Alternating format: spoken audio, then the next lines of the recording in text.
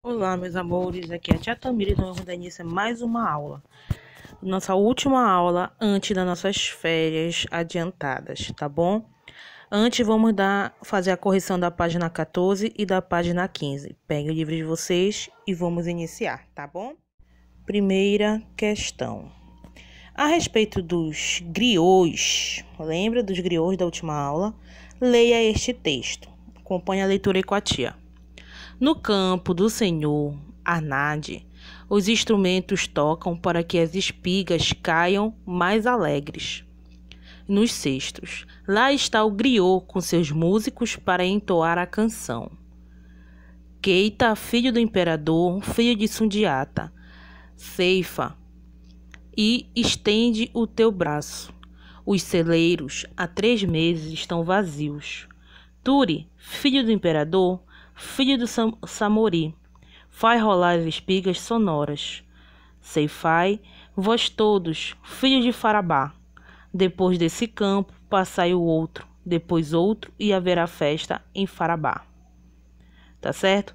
Sundiata e Samori, imperadores de Mali, na África. Ceifa, ato de ceifar, ou seja, de cortar uma plantação. Farabá, região que atualmente pertence ao país de Guiné-Bissau, tá certo? Por meio de canções, alguns griots encorajam os trabalhadores na hora da colheita, ao som do balafon, da cora e de tambores. Celebram o passado e recordam o tempo do plantio e da colheita, mas não deixando esquecer os tempos difíceis que exigem coragem. Com base no texto e em seus conhecimentos a respeito da tradição oral da África, responda as questões. Letra A. Que tempo da natureza foi narrado pelo griot? Qual foi o tempo da natureza narrado? E não fala sobre a colheita de milho? Certo? Então é esse que é o tempo. Tá certo? Bora lá. Letra B. Por que o griot estava cantando? Para encorajar o trabalho na colheita, tá bom? Recordar o tempo da boa colheita e da fartura e lembrar também de tempos difíceis que requerem coragem. Letra C. Que instrumentos musicais são tocados pelos griots?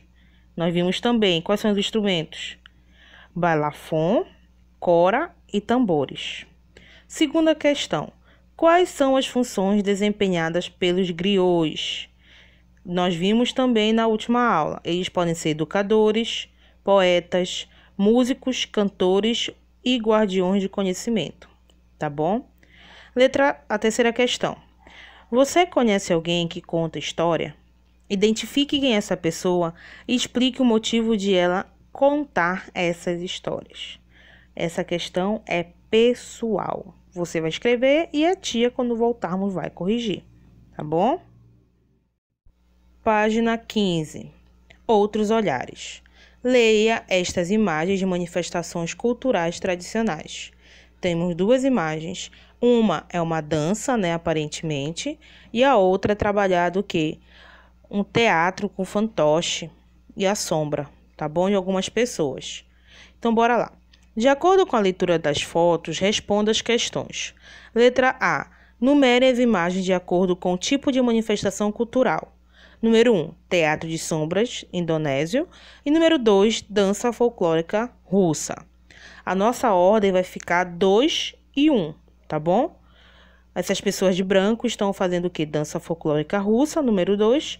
E o outro é o quê? O teatro de sombras, número 1, tá bom? Letra B.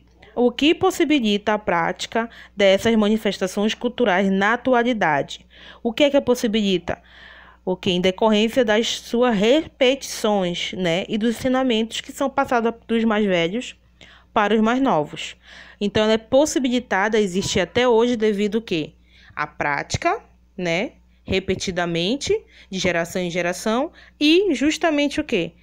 O conhecimento passado dos mais velhos para os mais novos, tá certo? Letra C.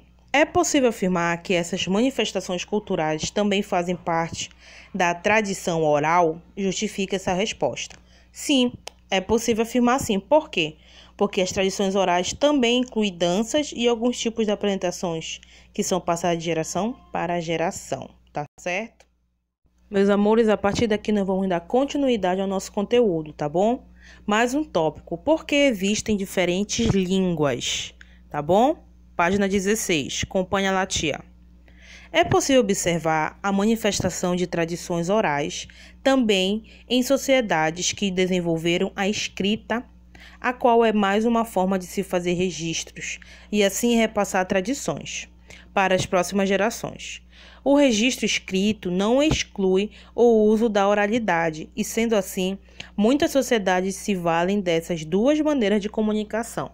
Por que o registro escrito não exclui o registro oral? Pelo fato de que, para chegar ao registro escrito, teve que passar pelo oral. A pessoa, para escrever, ela teve que saber daquela história, ela teve que saber daquela tradição. Então, ela soube como? Escrito? Não, oralmente, tá bom? Agora, bora lá. Por que existem diferentes línguas? No decorrer do tempo, a língua portuguesa, assim como outras línguas, passou por várias modificações. Essas mudanças ocorrem muito lentamente e demoram a se estabelecerem. Algumas vezes, com essas mudanças, outras línguas acabam surgindo. Quando as pessoas migram, trocam experiências com outras pessoas, descobrem maneiras distintas de fazer algo e também assimilam um modo de falar de outros indivíduos. Podem surgir palavras ou novos significados. Como exemplo, citamos o caso de como ini, que era usado para dormir e descansar. Caminha achava que esse objeto se parecia com uma rede de pesca. Dessa forma, atribuiu um novo significado à palavra que passou a ser usado pelos falantes de português. Ou seja, antes dos portugueses chegarem e encontrarem o Brasil, onde viviam os indígenas, a rede, que hoje é conhecida como rede, que você dorme, era chamada de ini. Só que a rede dos indígenas era parecida com a rede de pesca dos portugueses.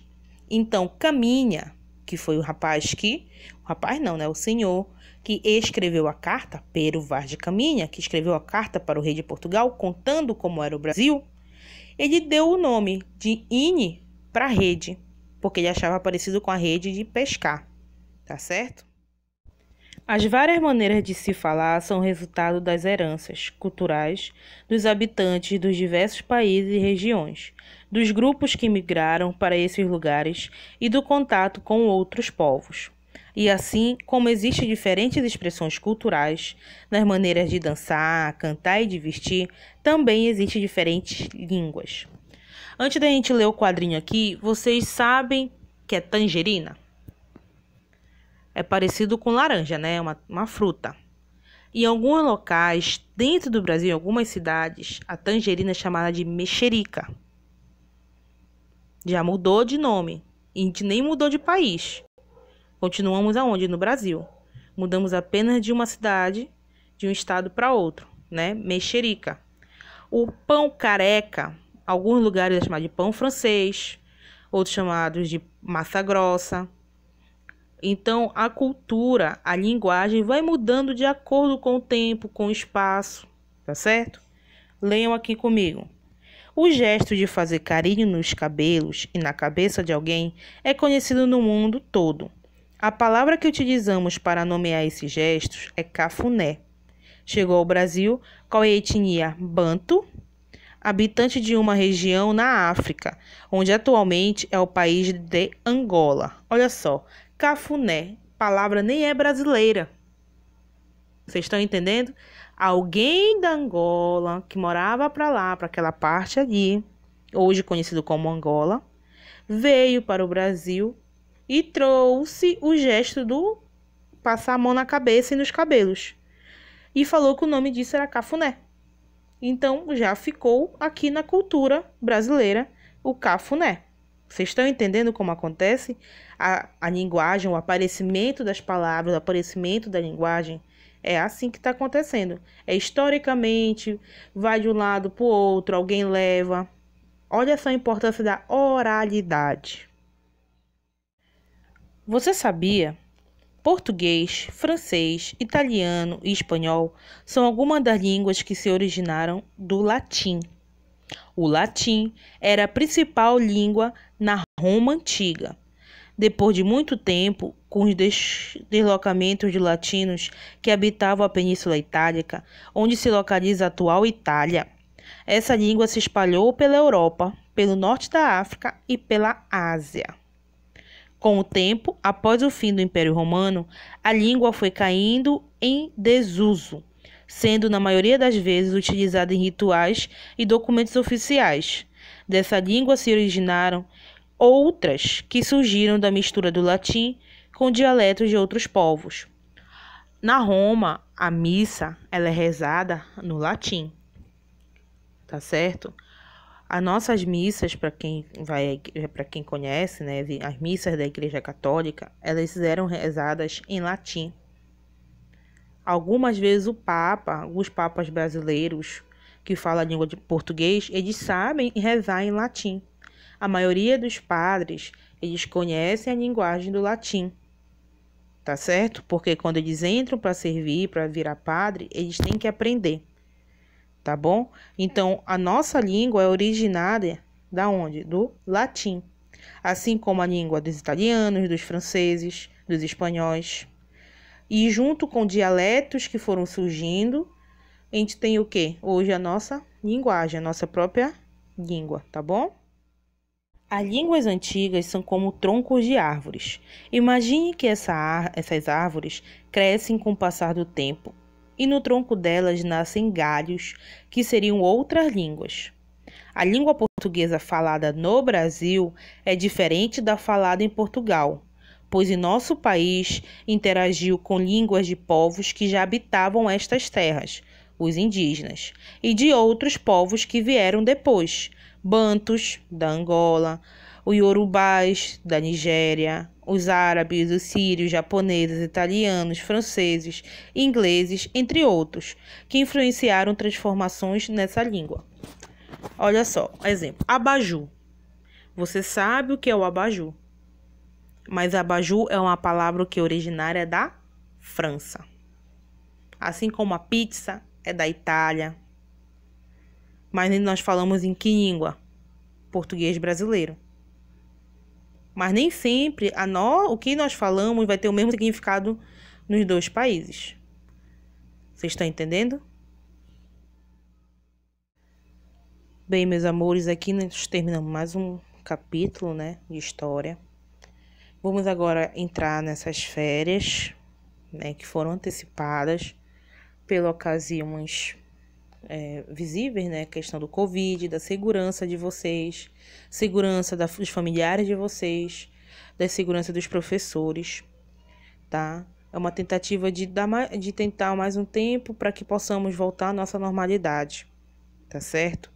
Então, por favor, entendam esse momento, a necessidade desse momento. Fiquem com a mensagem que a tia deixou aqui, foi feita de todo o coração, escrita com todo o coração, tá certo? E até junho. Se cuidem, tá bom? Beijinhos.